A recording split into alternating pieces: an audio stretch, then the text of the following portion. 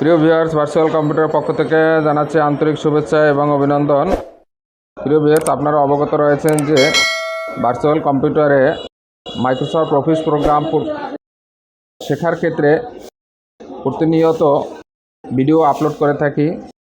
যেমন ইতিমধ্যে আমরা মাইক্রোসফট অফিস প্রোগ্রাম কীভাবে ইনস্টল করব সে প্রোগ্রাম ইনস্টল করার সিস্টেম দেখানো হয়েছে।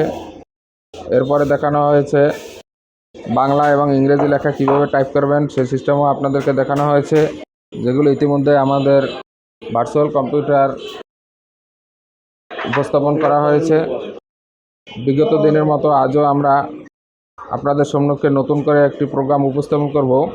প্রিয় ভিউয়ার্স, আপনাদের কাছে আরেকটি অনুরোধ, আপনারা ধারাবাহিকভাবে যদি আমাদের প্রোগ্রামগুলো দেখতে পারেন, তাহলে আমাদের প্রোগ্রামগুলো দেখে সঠিকভাবে আপনি মাইক্রোসফট অফিস প্রোগ্রামের কাজগুলো শিখতে পারবেন। এবং কোনো প্রোগ্রাম যদি গ্যাপ থেকে থাকে, তাহলে ওই যে গ্যাপটা থেকে যাবে, ওই গ্যাপের কারণে আপনার মাইক্রোসফট অফিস ওয়ার্ড প্রোগ্রাম পরিপূর্ণভাবে শেখার ক্ষেত্রে অনেকটা ব্যাঘাত হওয়ার সম্ভাবনা থাকবে। এজন্য অনুরোধ, শুরু থেকে শেষ পর্যন্ত যতগুলো ভিডিও আমরা আপলোড করেছি সমস্ত ভিডিও আপলোডগুলোকে আপনারা সঠিকভাবে দেখবেন এবং তাহলেই আপনি খুব সহজেই মাইক্রোসফট অফিস ওয়ার্ড প্রোগ্রাম সঠিকভাবে আপনি শিখতে পারবেন এবং খুবই সহজভাবে শিখতে পারবেন। যেমন এখন আজকের মাইক্রোসফট অফিস ওয়ার্ড প্রোগ্রামের ফাইল মেনুর কিছু প্রোগ্রাম আপনাদেরকে দেখাবো। ফাইল মেনুর প্রোগ্রামগুলো আপনাদেরকে আজকের সঠিকভাবে দেখাবো, যাতে আপনারা ফাইল মেনুতে যে কাজগুলো রয়েছে সে কাজগুলো শিখতে পারেন। যেমন মাইক্রোসফট অফিস ওয়ার্ড প্রোগ্রামের ফাইল মেনুর কাজ করতে হলে আপনাকে সর্বপ্রথম মাইক্রোসফট অফিস ওয়ার্ড প্রোগ্রামে ঢোকার পরে, যেমন আমরা একটা নতুন ফাইল যদি নিতে চাই, যেমন ফাইল একটা নতুন নিতে চাইলে এখানে ফাইল মেনুতে ক্লিক করে নিউ বাটনে ক্লিক করবেন। নিউয়ে ক্লিক করার পর স্ক্রিনের ডান পাশে দেখবেন ব্ল্যাঙ্ক ডকুমেন্ট একটা অপশন রয়েছে, ব্ল্যাঙ্ক ডকুমেন্টে ক্লিক করবেন।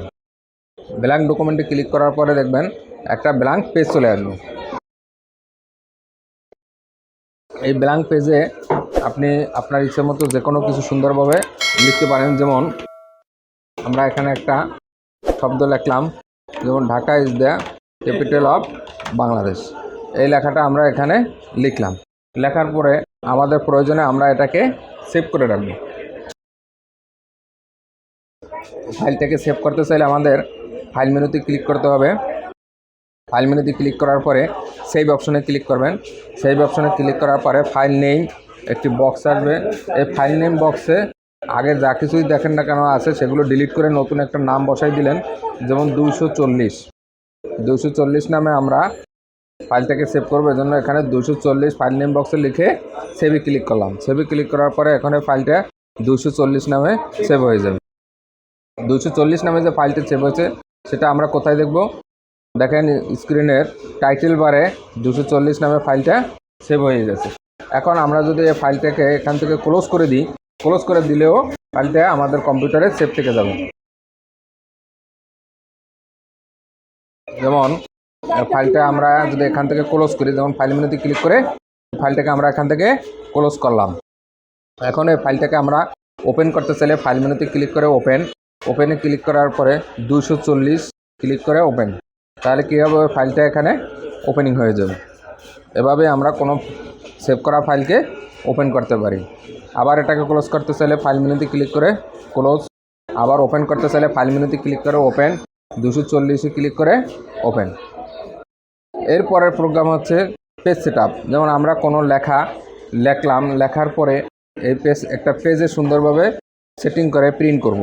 এজন্য পেজটার আবার একটা মাপ রয়েছে, সে মাপ দিতে হবে এবং পেজের কোন জায়গায় কত ইঞ্চি করে ফাঁকা রাখবো সেটাও আমাদের লিখে দিতে হবে। যেমন এই পেজটায় আমরা চারপাশে টপ বটম লেফট রাইট কোন জায়গায় কত ইঞ্চি করে ফাঁকা রাখবো সেটাকেই বলা হয় পেজ সেটআপ বা মার্জিনসের কাজ। পেজ সেটআপ বা মার্জিন করতে হলে ফাইল মেনুতে ক্লিক করে পেজ সেটআপে ক্লিক করবেন। পেজ সেটআপে ক্লিক করার পর মার্জিনস একটা অপশন, পেপারস একটা অপশন, লেআউট একটা অপশন। তাই আমাদের এখানে সবচেয়ে বেশি প্রয়োজনীয় যেটা সেটা হচ্ছে মার্জিনস এবং পেপার।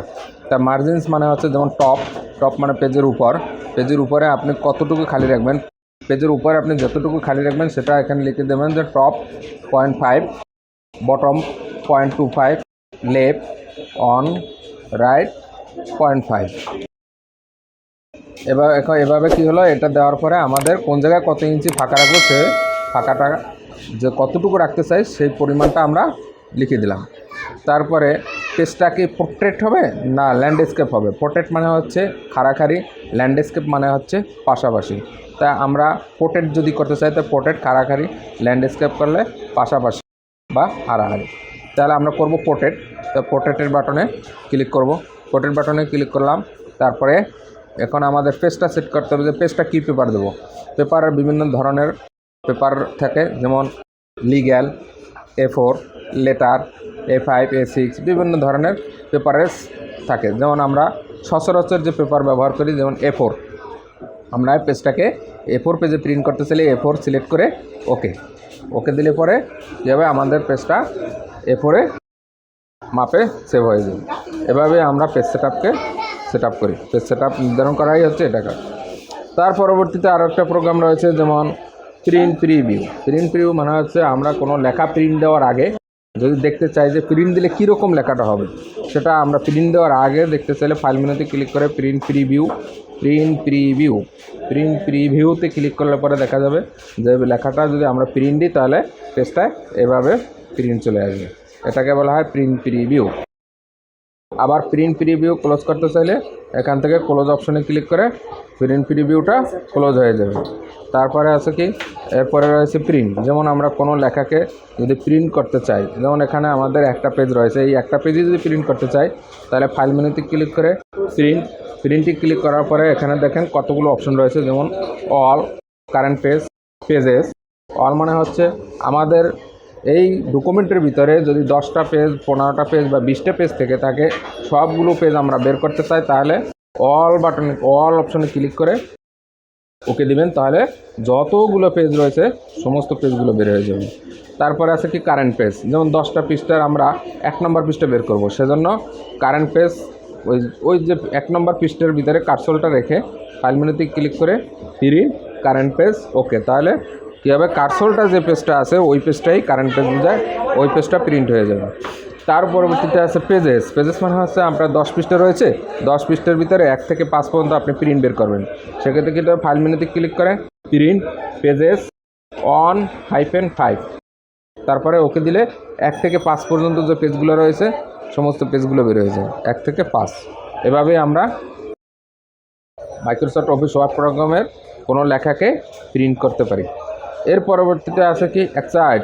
যেমন আমাদের মাইক্রোসফট অফিস ওয়ার্ড থেকে পুরো এখান থেকে বেরোয় যাব, সেজন্য ফাইল মেনুতে ক্লিক করে এক্সাইট ক্লিক করবেন। তাহলে মেসেজ, এটাকে যদি আপনি সেভ করতে চান তাহলে ইয়েস, সেভ না করে থাকতে চাইলে নো দিবেন। তাহলে কী হবে, আমাদের মাইক্রোসফট অফিস ওয়ার্ড থেকে পুরোটাই বেরোয় গেলাম। প্রিয় ভিউয়ার্স, আজকের আমি আপনাদেরকে মাইক্রোসফট অফিস ওয়ার্ড প্রোগ্রামের ফাইল মেনুর যে সমস্ত প্রয়োজনীয় প্রোগ্রামগুলো রয়েছে সেই প্রোগ্রামগুলোকে আপনাদেরকে আজকের দেখিয়েছি। বাকি প্রোগ্রামগুলো আগামীতে আবার এডিট প্রোগ্রামে এভাবে করে ধারাবাহিকভাবে যতগুলো প্রোগ্রাম রয়েছে একটার পর একটা প্রোগ্রাম আমাদের ইউটিউব ভার্চুয়াল কম্পিউটার প্রোগ্রামে ইউটিউবে পাবেন। অতএব আমাদের চ্যানেলটি সাবস্ক্রাইব করে রাখুন যাতে নিত্য নতুন কোনো ভিডিও আপলোড দিলে সহজে আপনাদের কাছে পৌঁছে যায়। সবাইকে ধন্যবাদ।